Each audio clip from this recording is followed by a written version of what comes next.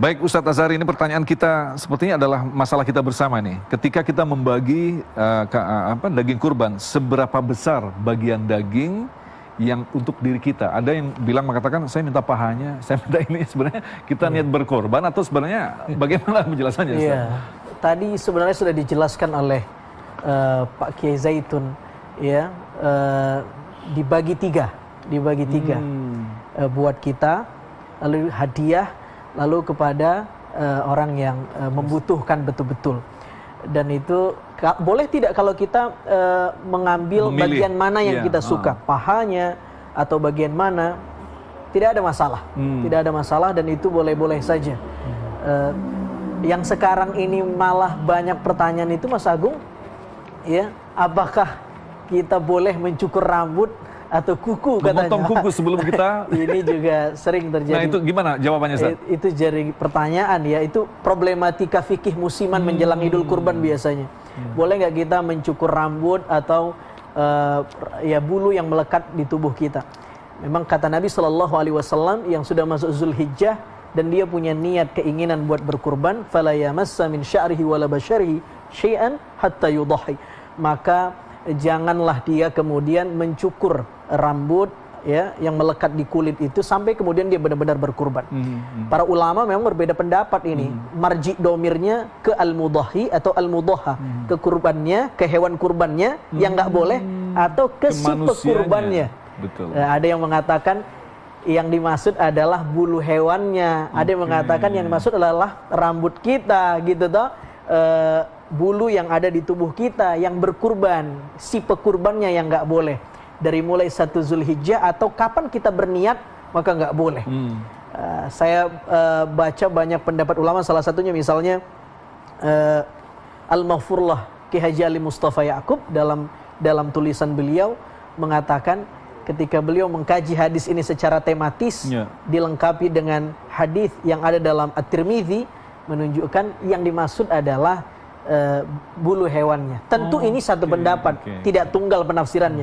Kalau saya terima aja dua-dua pendapatnya, ya kita nggak usah motong rambut yang melekat di tubuh kita, dan juga nggak ada kerjaan motong bulu yang ada di hewan. Dua-duanya menguntungkan. Kalau kita sepakat dengan pendapat yang mengatakan bulu si pekurbannya, nanti tukang cukur yang dapat berkahnya. Habis Idul Adha banyak yang potong rambut. Ya, atau kalau kita sependapat dengan pendapat yang kedua, ya bulu hewannya, yang tukang jual kurbannya dapat berkahnya. Pasti dia bilang, oh ini rambutnya lebih banyak ini hewannya Pak. Gitu. Jadi ini hazanah saja dalam penafsiran hadis saya kira.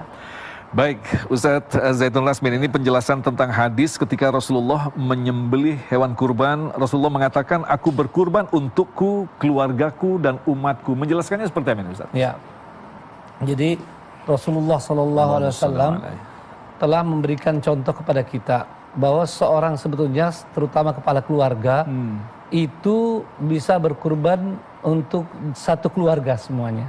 Ya, jadi walaupun itu hanya seekor kambing, itu bisa. Ya, dilihatkan jadi kepala keluarga bisa berkurban untuk satu keluarga itu. Ya, apalagi kalau dia lebih banyak lagi, ya sapi dan atau unta.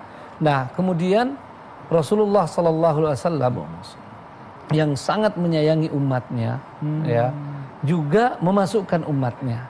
Artinya dengan kurban yang beliau laksanakan di zaman itu, di waktu itu, beliau juga niatkan untuk bisa pahalanya didapatkan oleh umatnya, ya, oleh umat Rasulullah SAW. Dan itu kekhususan bagi Nabi Muhammad SAW. Tidak bisa lagi ada orang di antara kita bilang ini untuk satu kampung. Ya, sudah tidak bisa lagi. Itu adalah khususan buat ya Rasulullah SAW. Baik, Ustadz Azhari, bolehkah berkurban sekaligus diniatkan untuk akikah? Karena pada saat kecil kita belum melaksanakan akikah. Iya, para ulama berbeda pendapat menanggapi kasus ini. Ini juga termasuk problematika fikih langganan. Belum akikah tapi mau berkurban, mana yang harus kita dahulukan? Iya. Akikah sendiri kan adalah sebenarnya pada dasarnya kewajiban orang tua terhadap anak. Ya, di usia 7 hari, bahkan sebagian ulama mengatakan kalau lewat sudah 7 hari tidak perlu akikah. Ada yang mengatakan dilipatkan perkalian 7, 14 dan seterusnya itu juga masih boleh akikah.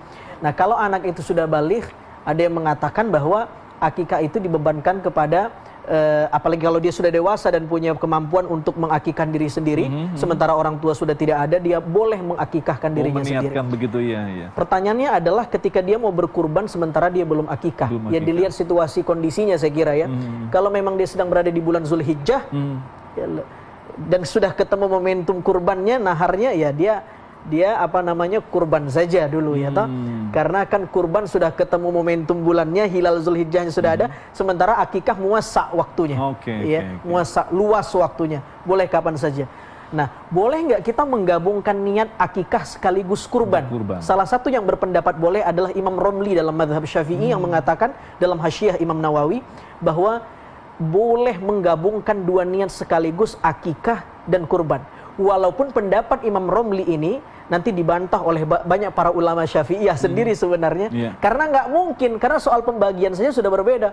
Kalau kurban itu sunnahnya yang mentah dagingnya, sementara akikah sudah matang. Bagaimana ini membagikan dua bab yang berbeda tapi pada daging yang sama?